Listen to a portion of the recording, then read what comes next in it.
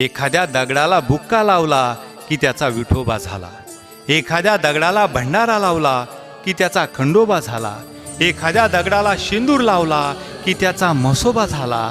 अरे पण माणसाला असा कोणता रंग लावावा की माणसाचा माणूस व्हावा, माणसाचा माणूस व्हावा.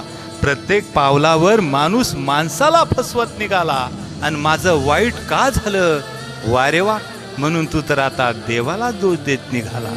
तू तर